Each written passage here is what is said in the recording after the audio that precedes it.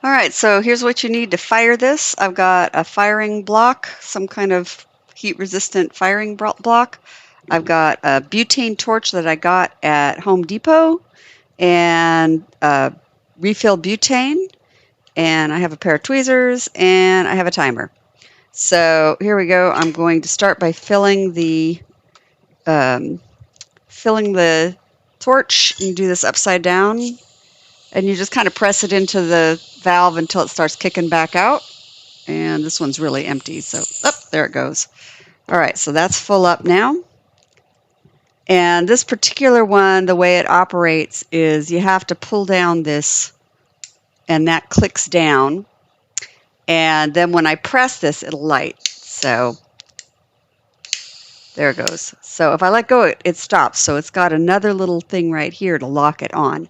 So I'm going to pull that down, click it, and then I'll press that on and let go, and now it'll stay on.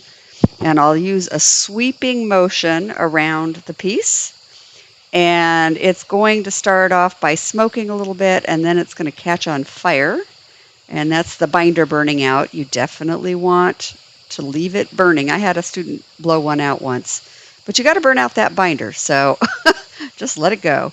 And just keep using that nice sweeping motion, and then it's going to turn white, and then it's going to turn kind of a pale salmon pink, and it's there.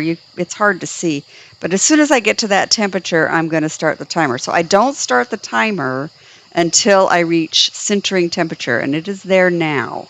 So this is sort of like a charcoal briquette that gets pink underneath but has that white ashy surface, and so that's what I'm looking for. It should still be white on the surface but pink underneath. And it's curling up a little bit, and that's normal because it's shrinking. It's going to flatten back down before it's done. Just keep using that nice sweeping motion. Don't go too fast, but you need to keep the whole thing at temperature. There's no need to turn it over. As long as you've got it at this color, then you're good. If it starts to get too bright orange, it'll melt, so back up. So just move your torch a little further away. If it starts to cool off too much and gets too white, then you just move in. So you're controlling your temperature by how close you are. But it's, again, you're looking for that pink color with the white surface. So it's pink underneath and white on the surface. I don't fire anything for less than 2 minutes.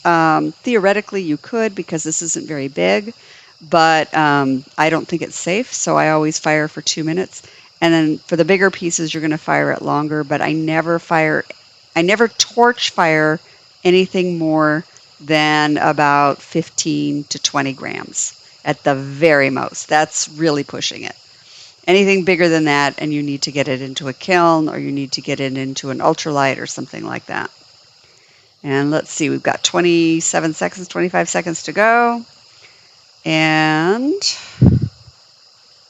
just keep sweeping. Keep that torch moving. If you hold it still, you'll end up melting a spot. And I think you can see that color. It's all sintering by color. You're firing by color. This is the least expensive method. It's not the easiest method. All right, so there we go. I'm going to clear that. I'll turn this off just by clicking it again. And I usually move it off the hot spot, but I accidentally heated my tweezers. Don't do that. My tweezers should not have been up on the block. Don't do that. Anyway, it can just cool in place. So give it about 10 minutes to cool down, and then we'll do the next step.